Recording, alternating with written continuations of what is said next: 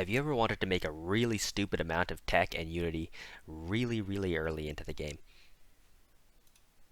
Have you ever wanted to use this tech lead to build overwhelming military advantages so that you can attack or vassalize anybody that you want? Well then, the Dark Consortium Teacher of the Shroud build is probably right for you. This build utilizes the great synergy between Dark Consortium, Teachers of the Shroud, um, and Teachers of the Shroud to rush out as much tech as possible early game, as long with tons of unity with parliamentary system. We use egalitarian and fennec spiritualist to increase this unity and tech, along with intelligent and the incubators trait for tons of early pops. Unruly is a trait which has very little downside, especially since unruly is applied after other empire size effects, meaning that if we have a 50% reduction to empire size from pops, unruly is really only equivalent to minus 5% or plus 5% empire size from pops, which makes this a very free trait. And natural physicists, this trait would only be important if you're playing in PvP. In PvE, you can play whatever you want. You could take engineering or society, whatever you prefer. And of course, we take Teacher of the Shroud for an early psionic ascension, which is very important to everything this build wants to do.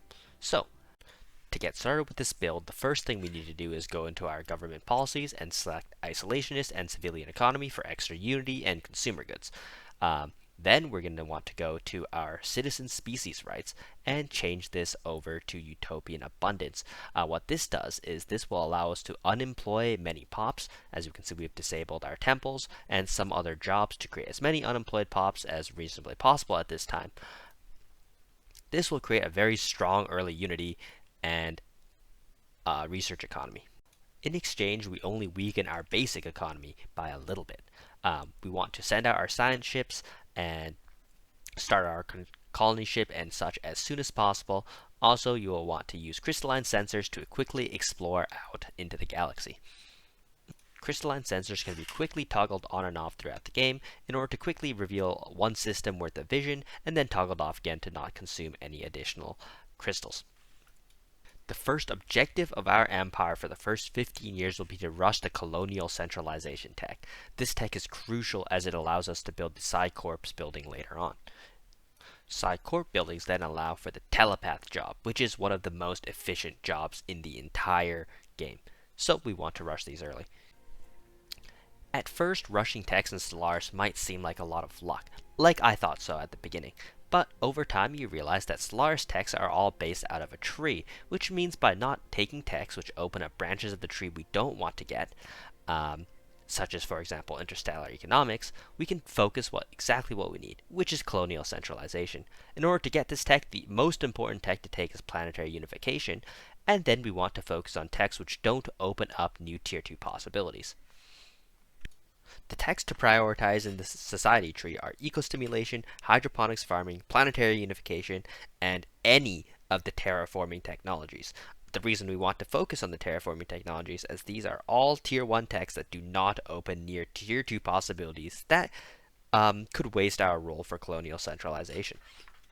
When rushing the society tree, make sure to stay away from these techs when possible, but especially stay away from genome mapping, as this is the tech which messes up the rushing for colonial centralization the most.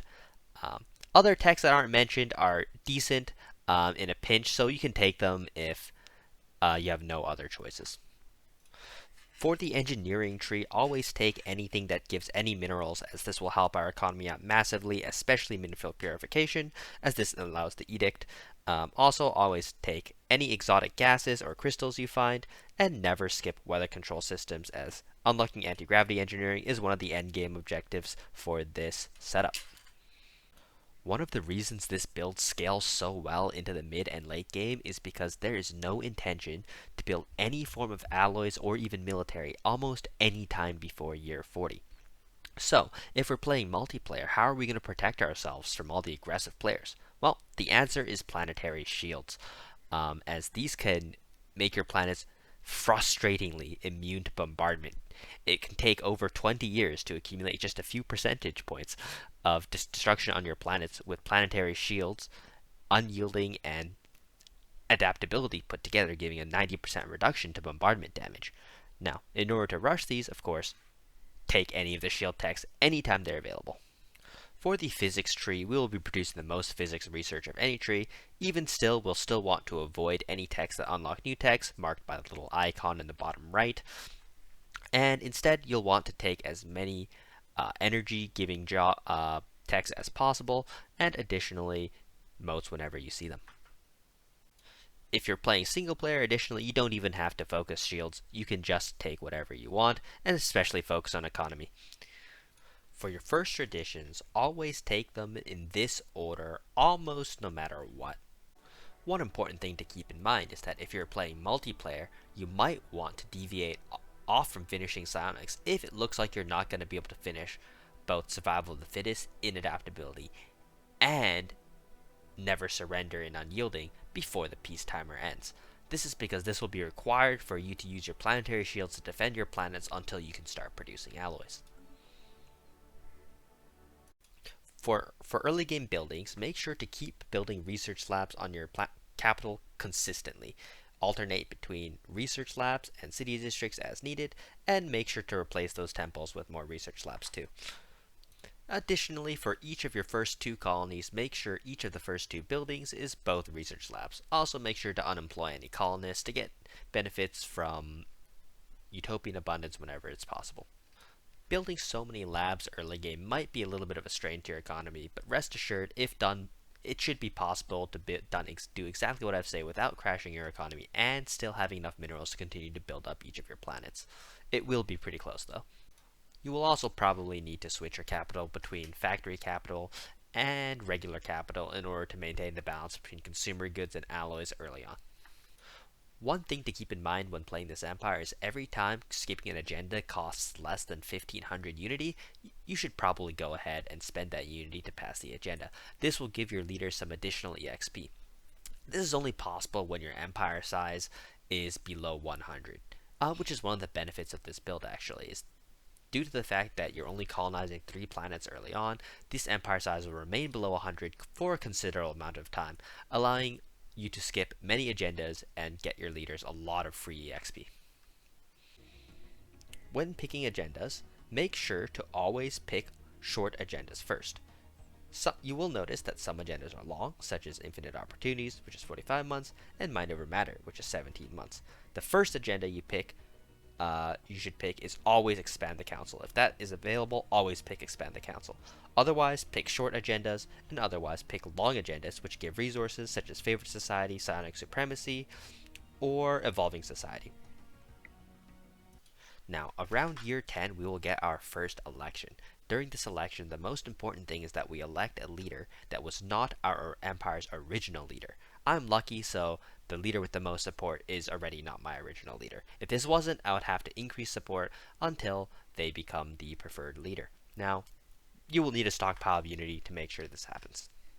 Additionally, we will also need to change our species rights back to social welfare. Utopian abundance is getting a little expensive, and we already have most of our pops employed, or all of our pops employed hopefully, so that we don't need utopian abundance anymore. After the election concludes, it's now time to reform our government. Select oligarchic and reanimators. And this also lets us reform our government, which lets us get rid of our Minister of State and select something better in return, such as a Master Necromancer. Otherwise, reform your government the same way it was before. Also, make sure to include a Shadow Weaver and a Head of Research. Also, you should now go to your planets and construct dread encampments on all of your planets. If your colonies do not have 10 pops yet, make sure to start creating jobs for them so that you can eventually migrate 10 pops to each colony and create a upgraded capital building and dread encampment on each colony as well. This will greatly boost our currently pretty poor unity production. The next major milestone is when you finally unlock psionics and the Psi Core building. This will allow you to build a Psi Core in your capital, greatly increasing the efficiency of your pops. At this point in time, you should also have those dread encampments on your colonies. At this point in time, this build is going to play more similar to other builds, except you're going to have an entire focus on basic economy and tech. We're going to completely ignore the existence of alloys until we have started an ecumenopolis. Now, to start an ecumenopolis, we're going to need a lot of minerals, so you should designate the colony you have with more minerals to become a mineral mining planet, and the one with more generator districts to become a generator planet. Focus on building up the mineral planet a little bit more, as we're going to need to collect 20,000 minerals for an ecumenopolis.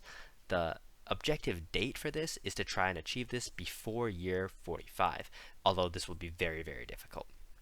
Any time before year 50 could be considered pretty good to start an ecumenopolis, especially if it's in single player, where there's going to be less pressure on you to start building up an economy and alloys soon. One thing I haven't mentioned so far is our strategy around planets. How should we deal with planets based on what we're given? Well, I would say the best strategy is to stick to 3 planets unless you have 100% habitability planets nearby that you can colonize that aren't your 2 guaranteeds.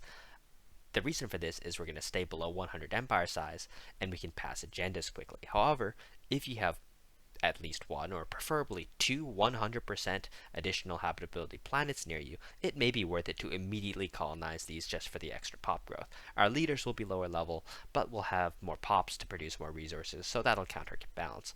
Otherwise, if you don't have good planets, don't bother to colonize them until you've unlocked terraforming, and can then terraform those planets into perfect ones and colonize them then. And this will coincidentally usually happen just after your empire size takes over 100 anyway, therefore reducing any benefits you have from skipping agendas at under 100 empire size, which is less than half as expensive than when you get over 100 empire size. Anyhow, with that being said, at this point, the game should be playing basically as you usually do, except without alloys, as our only real objective is to build up for that EQ.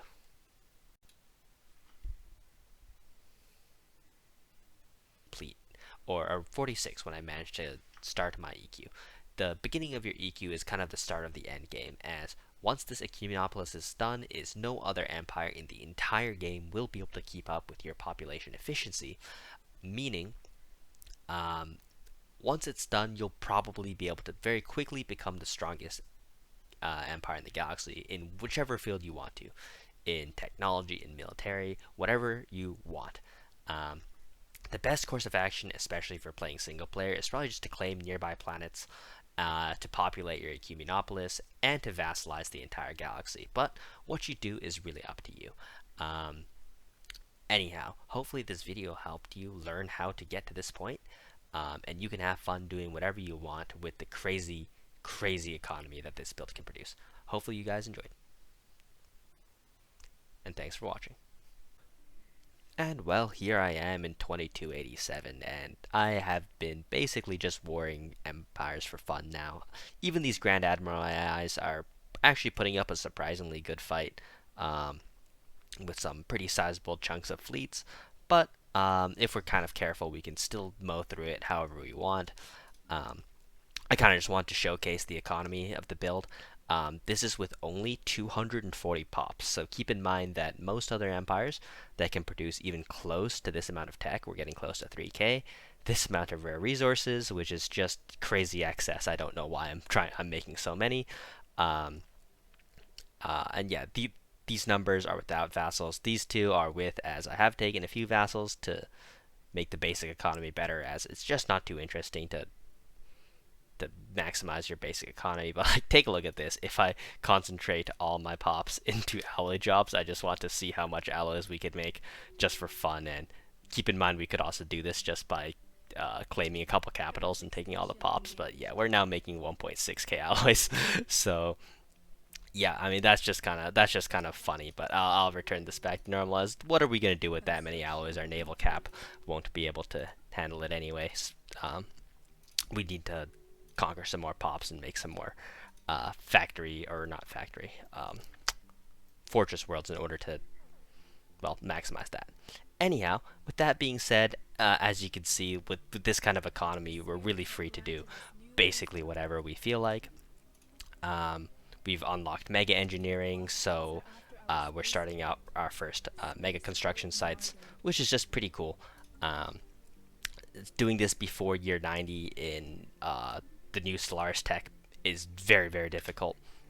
And this build makes it possible. So, yeah. Anyways, hopefully you guys enjoyed. And one thing I will say is if you want to watch a full playthrough of this, just to kind of showcase what's going on. You can see all my funny mistakes and stuff too, as I am far from a perfect player, and there are players who could probably accomplish the same things like 20 or 30% more efficiently than me, and at this stage in time, probably more than 2x. Um, anyways, if you'd like to see a full gameplay, please let me know, and I'll see you guys next time. Peace.